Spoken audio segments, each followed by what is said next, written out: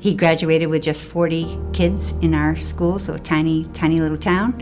And it was there that he said, I'm done with book learning. And it came to a shock to his dad and I. And that's when we first learned he decided he would go into the military, and he chose Marines because he thought that was the hardest. Kevin was just like such a goofy person that going to boot camp for him was like summer camp. So like all of his letters were like, I'm having such a great time. Like it was summer camp for him. Oh, I've always known him. And then we were about 15, we started dating in high school. And then when he got into his senior year, he got offered a full scholarship for baseball because he hit 102 miles. Like he threw it. He gave it up and wanted to do the Marine Corps. Joshua had wanted to be a Marine since he was in 2nd grade. We actually have a book that he wrote that he was going to be a lifelong Marine. He was going to retire a Marine after 30 years. He was going to get married and have a 2-story brick house.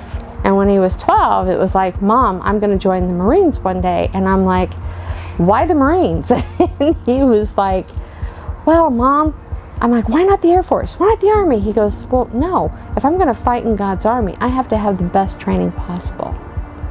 And he just was bound and determined that he did not want anyone to hurt his family, and if he did not do anything about it. And I had asked him several times, how about plan B? There was no plan B. Jordan and Jonathan just came on duty at 7:30 in the morning, and all of a sudden a giant Mercedes tank truck just comes barreling in the serpentine Jersey barriers, and they can tell it's just gaining speed and not going to stop. Corporal Martin, who was with us briefly with my platoon, tells me to sit down, and I'm like, for what? Like, well, I do a CP. He's like, yeah, I know why you're going. You need to sit down. I'm like, okay. And he's like, it's Grant, man. And I was like, what? He's like, it's Grant. He's been killed. He was alive when the police officers got there.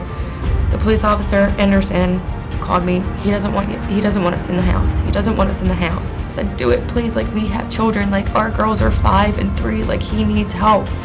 We got it. He got off the phone with me. He was walking up to the door and heard the gun go off. And so he had this long message, and then I called 911, and couldn't drive home. My boss drove me home, and the vice principal checked the house because I was too afraid to go in the house. And come to find out, he had driven to railroad tracks. He called the police himself. He told them where he was and what he was about to do, and then shut his phone off.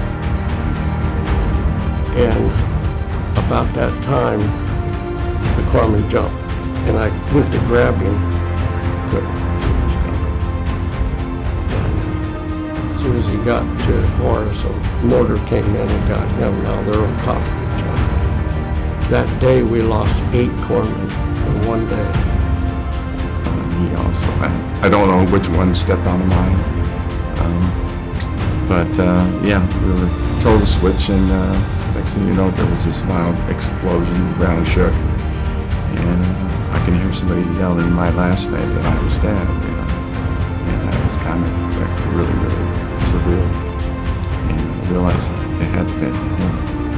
So he died, First Sergeant died, and the radio man died, and I think there was 16 other casualties. Always had this thing in his head about he was on borrowed time. He shouldn't have never came back. And I believe that is why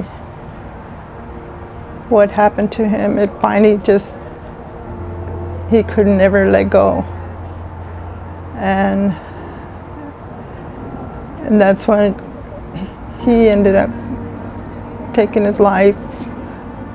And I had the radio on like I always did, and there was a little announcement about an accident. Marines had been killed. There was a mortar explosion.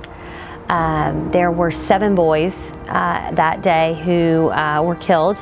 So I just immediately was crying and upset, and I got on my computer and just typed in, Marines killed and just to see what came up. Here there are Marines standing at my door. And that's when the Marine shows up at your door. And stood in the doorway and said, Karen, there's 3 Marines here to see you. And that's when they told me that at 21:55 on March 18th, my son was killed in a training accident.